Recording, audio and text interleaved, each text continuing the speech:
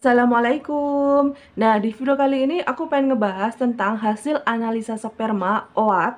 Nah, jadi di sini buat kalian yang butuh informasinya, silahkan tonton video ini sampai selesai. Jangan lupa di like, komen, dan subscribe. Terima kasih.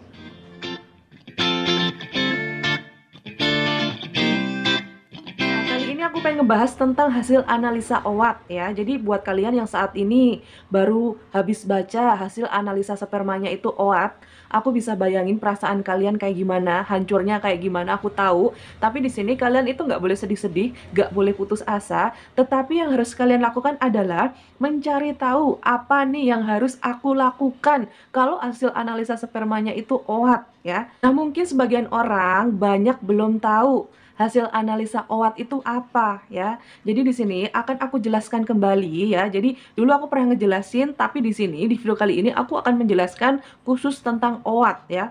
Jadi OAT itu hasil sperma dari bentuk, dari gerakan, dari jumlah itu bermasalah ya. Jadi ketika kalian didiagnosanya itu OAT, ketiga-tiganya bermasalah. Tapi kalau misalkan kalian didiagnosanya itu oligo, itu jumlahnya yang bermasalah.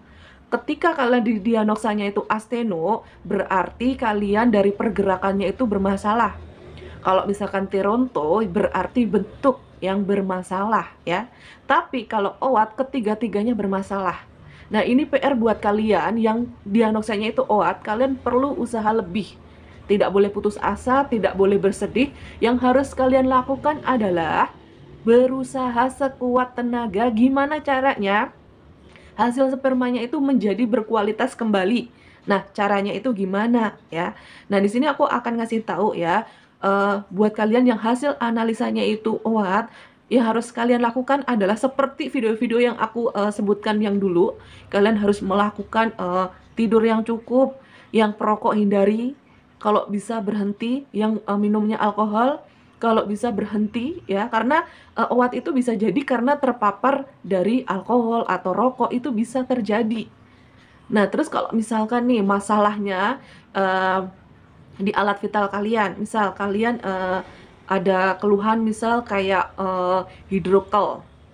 Kalau misalkan lagi misal kalian ada masalah misal hernia, nah gitu-gitu ya, kalian obati ya. Yang pertama-tama kalian obati dulu tuh masalahnya. Misal kalian hidrokel ya, kalian harus gimana caranya diobati. Kalau misalkan masih belum bisa diobati, biasanya hidrokel dilakukan pembedahan. Kalian nggak usah takut, pokoknya kalian itu nggak usah yang berpikir macam-macam. Tapi kalau misalkan kalian nih testisnya itu nggak bermasalah, yang harus kalian lakukan yang pertama-tama tidur yang cukup, hindari rokok, hindari alkohol, makan makanan sehat ya. Itu benar-benar dijadikan rutinitas ya. Terus kemudian tidak boleh pakai celana ketat. Terus kemudian kalian itu tidak boleh mandi air panas. Aku sering banget bikin video tentang ini. Bener-bener mandi air panas itu sangat membahayakan untuk laki-laki ya. Untuk laki-laki itu membahayakan. Dan buat kalian nih yang misal kalian itu saat ini sedang didiagnosa kalian itu tidak bisa mempertahankan ereksi. Yang harus kalian lakukan adalah kalian untuk laki-laki kalian bisa minum asam folat. Terus kalian tidak boleh mandi air panas kalau misalkan mohon maaf nih ya, bahasa yang mungkin kalian bisa lebih dimengerti ya. Tidak bangun alias testis kalian itu mati, nggak bisa berdiri. Yang harus kalian lakukan adalah tidak boleh mandi air panas, kompres testis kalian dengan es batu selama 6 bulan. Ya, kalian coba lakukan itu, ditambah obat dan vitamin dari dokter ya. Karena di sini buat kalian yang pernah lihat pengalaman orang, yang aku ingat adalah Bro Gamal. Jadi dia bercerita, semakin kaya dia mandinya itu sehari-harinya menggunakan air panas. Ya, menggunakan air panas, apalagi dia nggak perlu ngerebus-ngerebus kayak kita ya kan. Kalau kita mau mandi air panas harus ngerebus dulu di panci, kalau dia kan enggak, jadi dipermudah. Jadi setiap hari dia mandi air panas, dan suatu ketika dia testisnya itu tidak berdiri alias mati ya. Nah, dia berobat kemana-mana tetapi tidak ada perubahan. Cuman dia pernah datang ke tempat yang kayak terapi-terapi gitu, dia cuman menganjurkan kompres lah dengan es batu ya. Nah, setelah dikompres itu dia sembuh ya, dibantu dengan makanan-makanan sehat dan vitamin. Nah, kayak gitu ya. Jadi Jujur aja, suamiku itu dulu didiagnosanya itu oligo ya. Terus dia itu punya kebiasaan mandi dengan air panas setiap pagi. Kita tinggalnya di puncak, suamiku itu setiap pagi mandi dengan air panas, dan ketika dia udah tahu nih masalah di dia apa, dan dia selalu berusaha menghindari hal-hal yang bisa membuat kualitas spermanya itu menjadi tidak berkualitas. Contohnya, dia tidak menggunakan air panas lagi saat mandi, dia mengurangi rokok, ya, dia mengurangi rokok, dan saat ini dia tidak merokok, padahal perokok parah. Nah, terusnya lagi di sini, buat kalian nih yang suka begadang, kalian jangan salah ya, kalau misalkan kalian begadang, itu kan otomatis mempengaruhi tubuh kalian. Tubuh kalian itu nggak enak, tubuh kalian itu menjadi tidak sehat. Sedangkan orang pengen hamil, mau laki-laki mau perempuan, membutuhkan badan yang sehat ya. Terus kalian pasti bakalan ngeles, itu perokok, itu pemabok. Kenapa anaknya banyak? Nah, sekali lagi akan aku garis bawahi lagi ya. Kekuatan tubuh itu berbeda-beda. Mungkin dia perokok tapi anaknya banyak, tapi tidak di kalian. Makanya di sini buat kalian yang saat ini belum punya anak, terus kalian penasaran dengan hasil analisa spermanya, kalian bisa cek hasil analisa spermanya itu apa. Nah, kalau misalkan udah tahu, ya tugas kalian adalah berusaha gimana caranya kualitas spermanya itu menjadi baik dengan menerapkan gaya hidup sehat ya, dengan makanan-makanan yang bergizi, yang khususnya untuk bisa membuat sperma itu menjadi berkualitas. Contohnya kalian bisa makan seafood.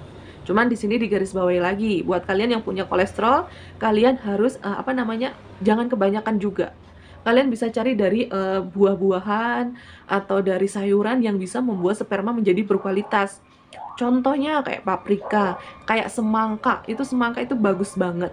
Cuman digarisbawahi lagi, buat kalian yang penderita diabetes, kalian itu tidak boleh kebanyakan makan buah yang manis juga ya, ada batasannya. Jadi sebelum kalian program hamil, pastikan badan kalian itu dalam keadaan sehat. Nah, terus di sini buat kalian penderita hipertensi ya, buat kalian yang menderita hipertensi dan saat ini kalian mengonsumsi obat darah tinggi, itu bisa mempengaruhi kualitas sperma kalian. Terus gimana? Ya kan, kalian pasti bertanya-tanya, terus gimana? Ya aku cuman bisa bilang gini, kalian mencoba turunkan obat dosisnya dari 10 menjadi 5, dari 5 menjadi tidak minum, diganti dengan buah atau sayur yang bisa membuat menstabilkan tekanan darah kalian. Ya. Sebenarnya orang hipertensi itu apa sih? Kalau nggak yang pemikir, kalau nggak dari makanan, ya kan? Nah, makanya di sini buat kalian yang punya hipertensi dan saat ini kalian ingin program hamil, ya kalian harus menerapkan hidup sehat. Harus benar-benar diterapkan untuk sehari-hari, biar sperma kalian itu berkualitas. Kalian harus bisa merasakan, kalau misalkan laki-laki dalam keadaan tidak subur itu bisa dilihat dari gaya dia berhubungan suami istri. Dia tidak bisa mempertahankan ereksi alias sebentar, itu adalah ciri dari ketidaksuburan laki-laki ya. Terus kalian malas berhubungan, itu adalah ciri-ciri dari ketidaksuburan laki-laki ya. Nah, terus dari kalau misalkan kayak kekentalan gitu kan, orang taunya spermanya itu encer ya, bahasanya tuh kayak gitu. Padahal untuk melihat encer atau tidaknya itu dari analisa sperma ya. Cuman jujur aja, yang pernah aku alamin ya, mohon maaf ya, akan aku ceritakan kembali. Jadi saat berhubungan itu, ketika kita berjalan ingin berbersih-bersih, itu tuh dia keluar dari kaki ya. Dia tuh benar-benar keluar kayak netes jalan ke bawah ya. Normalnya gitu kan kalau sperma itu kan kayak yang mohon maaf kental gitu ya, yang benar-benar dia itu keluar juga hanya sebatas di lubang vagina kita, nggak bakalan ke bawah. Cuman yang pernah aku alamin tuh kayak gitu, dia itu bener-bener kita berdiri pengen ke kamar mandi, pengen bersih-bersih, itu tuh dia keluar ya, dia jalan dari kaki nyampe ke bawah. Nah, itu yang pernah aku alami, dan itu posisinya memang hasil analisa sperma dari suamiku itu oligo, dari jumlahnya itu bermasalah ya. Jadi di sini buat kalian yang merasa diri kalian itu OAT, kalian perlu usaha lebih ya. Dari makanan itu wajib kalian perhatikan, dijadikan rutinitas. Seperti merokok, alkohol kalian dihindari, kalau bisa berhenti. Terus kalau misalkan kayak mohon maaf, jika testis kalian bermasalah, bermasalahnya itu apa ya? Ya misal ada keluhan, misal kayak hidrokel atau ada masalah varikokel gitu-gitu kan, itu harus diobatin dulu dengan cara konsultasi. Kalau memang harus dibedah, ya dibedah ya, atau ada bakterinya apa gitu, itu harus dibedah. Nah kayak gitu kalian nggak usah takut, yang penting kalian berusaha. Nah kayak gitu aja. Dan jujur aja, buat kalian para lelaki yang mau melakukan tes analisis sperma, kalian itu laki-laki hebat, keren banget, karena nggak semua orang mau melakukan itu. Bahkan teman-teman aku banyak suaminya nggak pada mau melakukan itu. Dan di sini di masyarakat kita umumnya, ketika kalian belum hamil, kebanyakan yang disalahkan adalah perempuan, karena perempuan itu memiliki banyak masalah, misalnya dari hormon, dari miom, dari kista, atau dari penyakit lainnya gitu-gitu kan. Kalau laki-laki itu nggak, yang kayak nggak umum lah, pasti yang disalahkan perempuannya. Padahal di sini untuk laki-laki pun sama, dia punya peluang sama-sama 50%, 50%.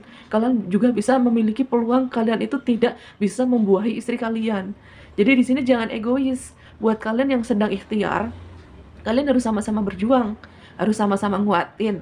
Dan aku tahu banget rasanya itu. Jadi pertama kali kita mau berobat ke dokter, jujur aja ini untuk hati aku ya, aku ngerasa aku takut sekali, takut ada yang salah di dalam diri aku.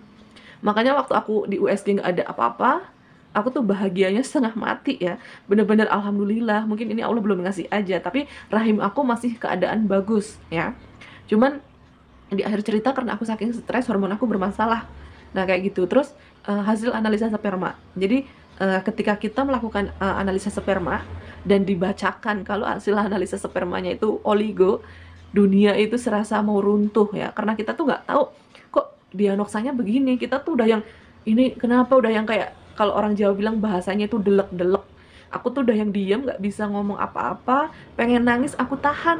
Karena kenapa? Aku tidak mau menyakiti hati suami aku. Ya, jadi waktu didiagnosa kayak gitu tuh di jalan itu aku sama suamiku tuh diem-diemannya tuh bukan yang karena kita marah, enggak. Sama-sama nahan nangis. Nah, waktu di rumah aku ingat banget dia bilang nggak apa-apa kan, aku bilang ya nggak apa-apa, emang kenapa. Nah jadi di sini buat kalian nih istrinya, ketika suami kalian itu didiagnosanya itu bermasalah, kalian itu harus bisa menjaga mental suami kalian dengan cara dikasih semangat, dibantu dengan makan makanan sehat, kalian siapin menunya ya. Kayak suami aku dulu makan paprika mentah, bawang bombay mentah, dia tidak suka semangka, tapi aku paksa makan semangka, aku potongin, aku siapin belut setengah mateng ya, kayak gitu-gitu. Itu untuk memperbaiki kualitas sperma, dibantu dengan obat ya. Biasanya kalau misalkan kalian berobat ke dokter dan didiagnosanya itu apa namanya bermasalah, biasanya kalian akan diresepin obat untuk memperbaiki kualitas sperma. Nah cuman jangan kaget, harganya itu lumayan buat ukuran aku ya, sangat lumayan buat ukuran aku, dan itu biasanya ditebus sebulan sekali. Nah kayak gitu. Jadi di sini intinya yang perlu digarisbawahi, ketika kalian hasil analisanya itu OAT, kalian harus menerapkan hidup sehat, tidak boleh mandi air panas, tidak boleh menggunakan celana ketat, harus makanan-makanan yang sehat, kemudian minum vitamin dari dokter, ya, pasti kalian diresepin. Terus kalau misalkan apa namanya, mohon maaf, testis kalian bermasalah, misal disfungsi ereksi, yang aku bilang tadi, testisnya itu nggak berdiri, kalian bisa coba kontrol ke dokter berobat, pasti kalian bakalan diresepin, dibantu dengan kompres menggunakan air es selama 6 bulan, dijadikan rutinitas minimal 15 menit sehari ya. Terus kalau misalkan ada masalah hidrokel, varikokel atau apapun itu, kalian coba obatin dulu masalahnya. Nah kembali ke tadi ya, kalau misalkan kalian belum dikasih anak tetapi kalian udah berusaha, hati kalian itu nggak bohong, kalian itu bakalan nyaman, tenang, nggak ngerasa penasaran, nggak ngerasa nyalahin diri sendiri, tapi kayak udah berpasrah aja. Aku udah berusaha, aku udah berdoa, tapi kalau Allah belum ngasih, ya tandanya Allah belum mengizinkan. Nah intinya itu. Dan aku bisa jamin ketika kalian tahu nih masalah kalian itu apa, tapi kalian berdiam diri, tidak mau berusaha, hidup kalian itu nggak akan nyaman. Kalian itu bakalan ngerasa uring-uringan karena kalian belum melakukan hal yang memang seharusnya kalian lakukan ya. Jadi di sini aku mau ngasih tahu aja nih, buat kalian yang hasil analisanya OAT, nggak boleh putus asa, tetap semangat. Istrinya harus ngasih semangat, nggak boleh berkomentar yang menjatuhkan mental ya. Karena kadang laki-laki itu akan merasa harga dirinya itu turun ketika dia tahu kekurangannya dia itu apa, dan itu tuh gimana caranya si istri itu menjaga ya. Jadi kita tuh kayak yang gimana ya, gimana caranya si istri tuh si suami itu percaya diri lagi ya. Nah, dibantu dengan kalian menyiapkan menu-menu sehat untuk dia, nah kayak gitu. Nah, mungkin dari sini, udah tahu intinya apa ya. Mohon maaf kalau pengucapannya itu agak belibet, susah dipahami, tapi aku yakin banget dari tadi aku ngomong ada satu yang nyangkut di hati kalian, di pikiran kalian, dan mudah-mudahan ini bermanfaat untuk kalian ya. Terima kasih udah nonton video ini sampai selesai. Jangan lupa di like, komen, dan subscribe. Terima kasih.